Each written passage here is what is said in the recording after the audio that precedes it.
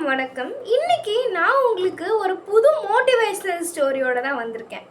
இன்னைக்கு நான் எதை பற்றி உங்களுக்கு மோட்டிவேஷனல் ஸ்டோரி சொல்ல போகிறேன் அப்படின்னா, இந்த உலகத்தில் வாழ்கிற ஒவ்வொரு மனுஷங்களுக்கும் அவங்களுக்கு தனிப்பட்ட கவலைகள் இருக்கும், மன கஷ்டங்கள் இருக்கும், அப்சக்கிள்ஸ் இருக்கும், நிறைய தோல்விகள் இருக்கும், துயரங்கள் இருக்கும்.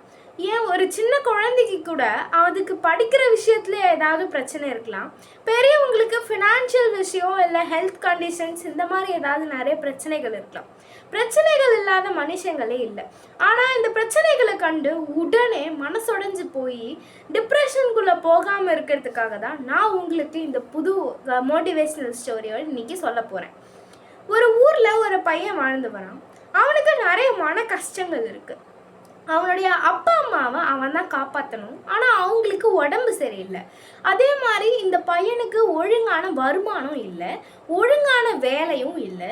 அதனால இவனுக்கு ஒரே ஒரு மாதிரி கஷ்டமாக இருக்குது. நம்மளை சார்ந்து தான் நம்ம குடும்பம் இருக்குது, ஆனால் அவங்கள நம்மளால் காப்பாற்ற முடியலையே அப்படின்னு சொல்லி ரொம்ப மன கஷ்டத்தில் அவன் ஒடைஞ்சு போய், அவனோட மனசு ஒடைஞ்சு போய் அவன் அவனோட மனநிலைமை இப்படி இருக்குது. அவன் ஒரு நாள் ரொம்ப டிப்ரெஷன் உள்ள போயிட்டு சாகிறதுக்கு முடிவு பண்ணி ஒரு கடற்கரையில் போய் உட்கார்றான். அந்த கடற்கரையில் போய் உட்கார்ந்ததுக்கப்புறம் அங்கே ஒரு மீனவர் அப்போதான் கடலுக்கு போகலாம் அப்படின்னு சொல்லிட்டு அவருடைய படகு தள்ளிக்கிட்டே வராரு கடற்கரை ஓரமாக. அப்போ அந்த மீனவர் அந்த பையனை பார்த்த உடனே அந்த மீனவருக்கு புரியுது, எப்பவுமே மோஸ்ட்லி தற்கொலை செய்ய முயற்சி செய்கிறவங்க மட்டும்தான் அந்த குறிப்பிட்ட கடற்கரை பகுதியில் போயிட்டு அங்கே உட்காருவாங்க.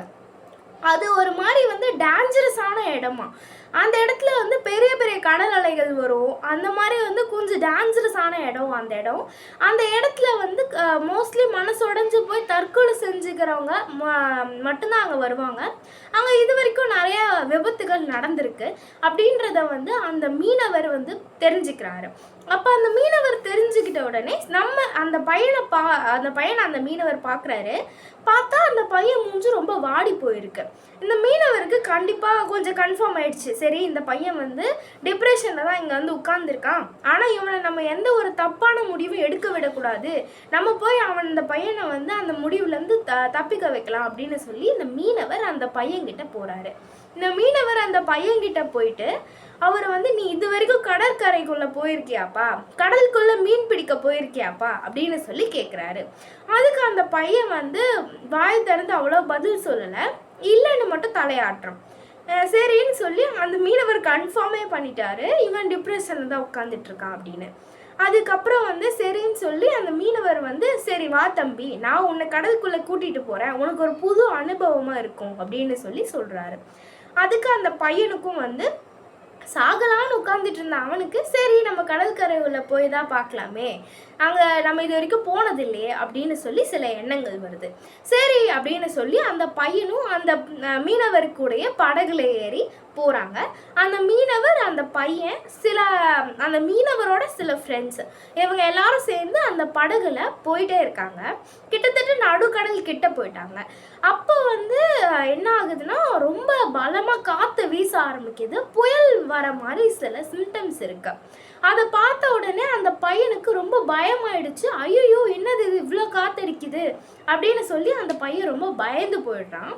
அதுக்கப்புறம் கொஞ்ச நேரம் அவங்க அப்படி இப்படி படகு ஒரு பக்கம் சாய ஆரம்பிச்சிச்சு. இதெல்லாம் சரி பண்ணி அந்த மீனவர் ஒரு வழியாக ஒரு சேஃபான இடத்துக்கு அந்த போட்டை கொண்டு போயிட்டாரு. அதுக்கப்புறம் அந்த பையனால் அந்த கேள்வியை கேட்காம இருக்க முடியல. உடனே அந்த பையன் அந்த மீனவர்கிட்ட கேட்குறான், நான் இன்னைக்கு ஒரு நாள் வந்தேன், இந்த புயல் காற்றை பார்த்து இப்படி பயந்துட்டேன், நீங்கள் எப்படி இந்த புயல் காற்றுல கொஞ்சம் கூட பயம் இல்லாமல் இவ்வளோ தூரம் நடுக்கடலுக்கு படகு எடுத்துகிட்டு டெய்லியும் வரீங்க அப்படின்னு சொல்லி கேட்குறான்.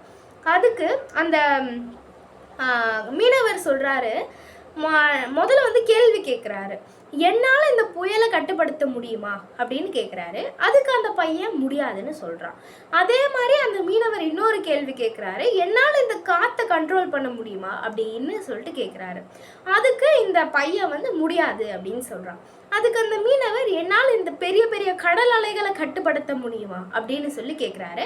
அதுக்கும் இந்த பையன் முடியாது, உங்களால் எப்படி கட்டுப்படுத்த முடியும் அப்படின்னு சொல்லி கேட்குறான். அதுக்கு அந்த மீனவர் என்ன சொல்கிறாருன்னா, என்னால் இந்த காற்றை கண்ட்ரோல் பண்ண முடியாது, புயலை கண்ட்ரோல் பண்ண முடியாது, என்னால் இந்த கடல் அலைகளை கண்ட்ரோல் பண்ண முடியாது. ஆனால் என்னால் என்னோட படகை எந்த திசையில் போகணும் அப்படின்றத தீர்மானித்து என்னால் என்னோட படகை கட்டுப்படுத்த முடியும் அப்படின்னு சொல்கிறாரு. இதை கேட்ட உடனே அந்த பையனுக்கு வந்து புரிய ஆரம்பிக்குது. நம்ம லைஃப்லேயும் இதே மாதிரி தான் நம்மளுக்கு நிறைய பிரச்சனைகள் வருது. ஆனால் நம்ம லைஃப்பை நம்ம தான் கண்ட்ரோல் பண்ணணும், நம்ம லைஃப்பை நம்ம தான் கண்ட்ரோல் பண்ண முடியும் அப்படின்றது அந்த பையனுக்கு புரிஞ்சு அந்த பையன் அந்த தற்கொலை எண்ணத்தை கைவிட்டுட்டு அவன் அவனோட வீட்டுக்கு சேஃபாக வீட்டுக்கு போகிறான். ஸோ யாரும் இந்த மாதிரி வாழ்க்கையில் வர சிக்கல்களை நினச்சி தப்பான முடிவுகளை எடுக்காதீங்க. அதே மாதிரி டிப்ரெஷன் உள்ளே போயிட்டு தேவையில்லாமல் உங்களை நீங்களே கஷ்டப்படுத்திக்கிட்டு நீங்கள் தேவையில்லாமல் டைம் வேஸ்ட் பண்ணாதீங்க. உங்களை வாழ்க்கையில் நீங்கள் அடுத்த சக்ஸஸ்க்கு என்னென்ன ஸ்டெப் எடுக்க முடியுமோ அதை எடுத்து உங்கள் லைஃப்பை நீங்கள் உங்கள் கையில் கண்ட்ரோல் பண்ணுங்கள். ஸோ இந்த வீடியோ உங்களுக்கு ஒரு நல்ல கருத்தை கொடுத்துருக்குன்னு நான் நம்புகிறேன். நன்றி, வணக்கம். என்னோடய சேனலை லைக் பண்ணுங்கள், ஷேர் பண்ணுங்கள், சப்ஸ்கிரைப் பண்ணுங்கள், கமெண்ட் பண்ணுங்கள். தேங்க்யூ.